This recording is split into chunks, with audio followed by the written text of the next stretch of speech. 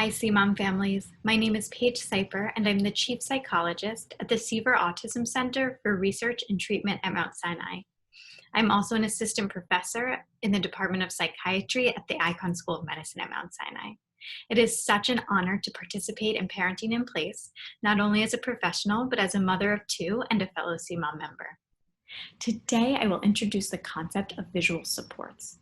A visual support is a form of communication that uses pictures rather than words. I will introduce 3 examples of visual supports that have demonstrated efficacy in teaching children with a variety of different needs. These tools are appropriate regardless of how much language your child appears to understand and whether or not your child uses spoken language. They're truly appropriate for individuals of all level of ability. All of us rely on visual supports throughout our everyday lives, from our calendars to street signs to instructions that show and tell us how to build a toy. Our kids also thrive when they know what to expect.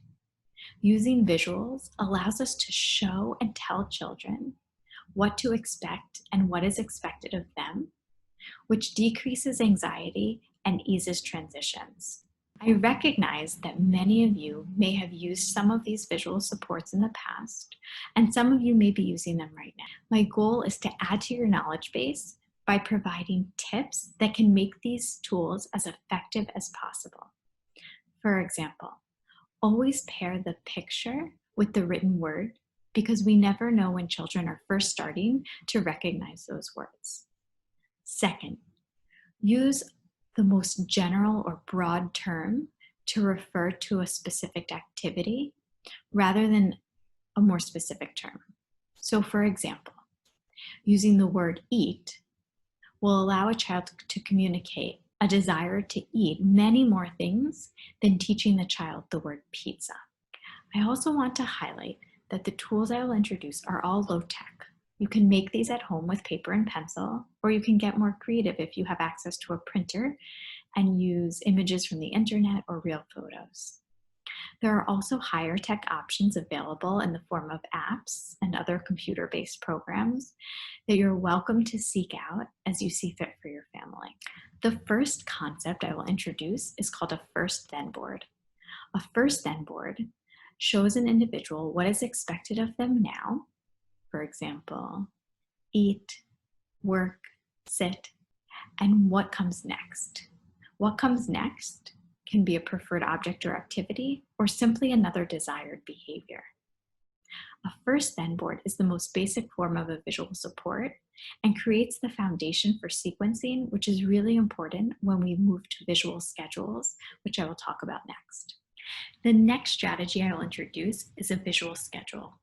A visual schedule uses images to show children what to expect throughout the day or how to complete a certain task, for example, washing hands. Visual schedules break things down into small segments. One of my most effective tips for using visual schedules is to add a tangible or a physical component so the child feels a sense of completion. This can be done in many ways. The child can cross off or stamp items that are completed. The child can put the images into a baggie or into an envelope. Or you can make a visual schedule with 2 columns, where one column says to be completed and the other column says finished, and the child can move the item from one side to the next. All of these are different examples of ways to allow your child to truly feel their sense of accomplishment. It's also important to review the visual schedule throughout the day so your child knows what they've completed, but also what is coming next. The last strategy is called a social story. A social story uses pictures and words to show and tell children what to expect in a different situation. These can be really important as the rules are changing. So going back to school or going on a picnic might look different than it used to. So showing and telling your child in story form what to expect can give them that level of confidence and a level of calmness as they go into the new environment. It also sets expectations for both your child and for other members of the family. So for example, today we are going to have a picnic in Central Park. And maybe you'll have a picture of Central Park or a picture of where you're going to have the picnic or a picnic blanket. On our walk to Central Park, you'll wear a mask.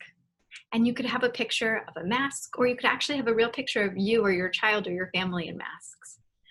When we get to the park, we'll put down our picnic blanket, we'll unpack our food, and we can take our masks off to eat. We'll eat our lunch, and again, incorporating pictures throughout. And after we eat lunch, we'll put our masks back on before we walk home.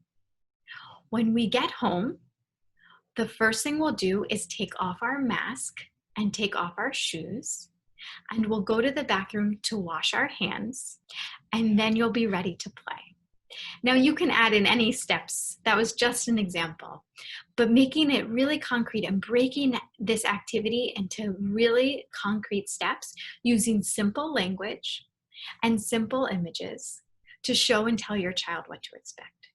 Social stories are really useful, not just in this unusual time of a pandemic, but throughout our child's lives. Explaining to our children, giving them a narrative to understand a circumstance or a situation or a scenario is really important in setting those expectations. I hope you found these strategies helpful. I also want to recognize that many visual supports are already made and available online. Autism Speaks has a special section on visual supports. If you're looking for COVID-19 specific resources, I recommend SiverAutismCenter.org or the Autism Science Foundation, both of which have curated a list of resources and links to other websites that have a lot of helpful information for families.